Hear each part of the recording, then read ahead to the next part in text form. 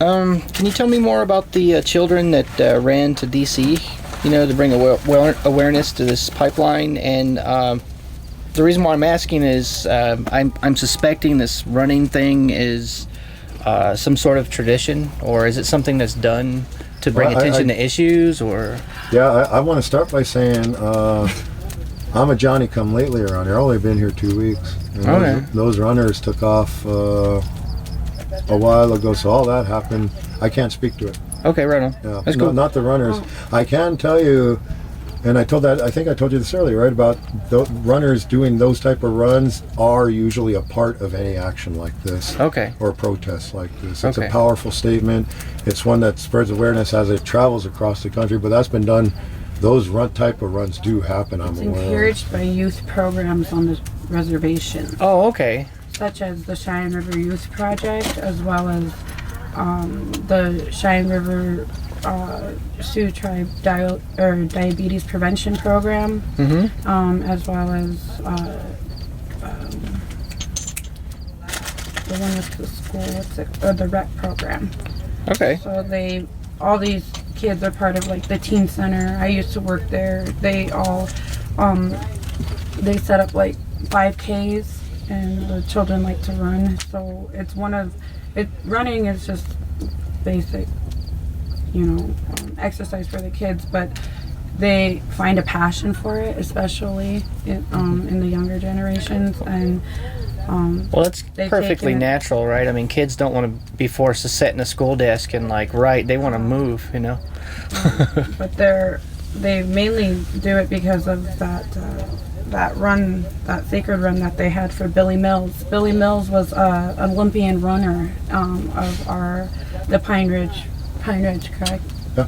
Pine Ridge Reservation, and was a gold medalist back in the 60s. So he was very... 1960 Tokyo Games, he won the gold medal in the 10,000 meters in a spectacular upset. And he was also one of the ones who funded the main, they call it, on the Cheyenne River, which is actually supposed to be called the Billy Mills Youth Center, but they call it the main. That's where it's encouraged from. Well, that was its origins. Was on Main Street. Oh, that's the one. It's Running Strong for American Indian Youth. Right on. That's what the program is. Thank you. I believe that question may have been part of my wanting to know where the ideas for the specific direct actions to take originated. You mean that we've used here? Mm-hmm. Well, the arrests are right from Black Lives Matter, Native Lives Matter protests, the civil disobedience, the 29 arrests that occurred. Those tactics were drawn right from that. The action that shut down the machinery was on the spot. Mm-hmm. It was just... That's really powerful, by the way. Spontaneous. Yeah. It was spontaneous. Right on. And it was, but you got to understand how hot it was that day. And your tempers get frayed in the heat, and given the emotions, and it was there was a lot of talk about we got to do something before that final plan was okay. That's the best way to do it. But there was talk of other things, and I'll keep saying we showed complete restraint on that day. We did. And we accomplished our goal, which was to shut the pipeline down. At least for a while here, Those machines haven't run since those women ran out into that work site. So my next note on my iPad, let's see here. Oh yeah, reminding myself to ask you about the yummy buffalo stew, and can you tell me soup. What's it called? Soup. Bapa. They spell it with a P, but in Lakhoteapi there's a P sound that you aspirate or you form your lips like a P, but you say it like a B. Bapa. Yeah, can you tell me what it consists of? That was our staple pre-colonial times.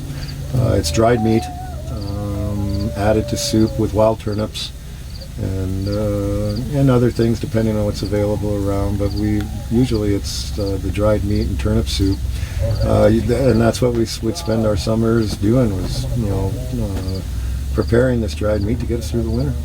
There were entire lodges that stored, the dried meat. Like the size of this teepee? They were lodge size. Yeah, that Wow. stored dried meat, and that's how we got through the winter. And a lot of soup, humpy, good soup, bapa soup, and it was a staple. And like as you guys already know, Prairie Knights serves it every day. Yeah. I got a chance to taste it. Yeah, I wish they'd send some down to camp. Yeah. I guess Sacred Stone gets all that. I found out they get a lot of good Oh, food really? from the casino. I don't know if that's true. Yeah, That might no, just be it's another true. wild That's- rumor. They get a lot of buffalo meat. They even had buffalo steaks there the other day. And Oh, wow. Cody brought it back from one of my friends.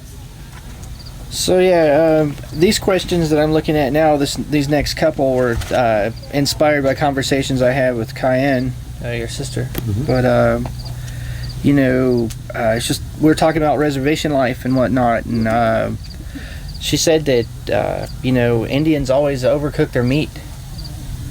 Can you get into that a little bit, or do you know why she was saying that? No, I don't. All right. Well, I remember the conversation. She was basically saying that because when your people were forced into reservations and you signed treaties stating that you wouldn't hunt off the reservation, you wouldn't you would agree to have your activities curtailed, and the government agreed to help feed you. And she was telling me about the fact that a lot of the meat was rancid. Oh, that's great. That was given. Yeah, no, she's right. I mean, I never heard her talk on that, but that's really good. Great seafood. It's true. Yeah, she told me that's why you guys boiled the everything hell is out of it. everything is well done is Yeah. how she brought that up to me. But She's absolutely right about that. I Okay. mean, in 1862, our eastern relatives, the Mdewakanton, the Shakopee, yeah, the Dakota people, rose up in what we call Little Crow's War.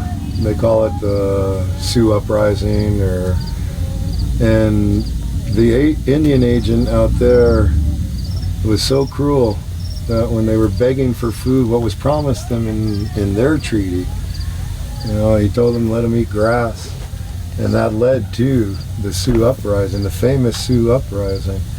Was because they wouldn't give us the food that were due in the rations. And when we did get them, they were poor. yeah, And, that's how fry bread, if I might digress here a little bit from Sure. the overcooked meat, which I understand why Kai said that, and she's right. Fry bread was subsistence food. And the esteem it's held in today in native communities is really unfortunate, in my opinion. It really is, because it's such an unhealthy food.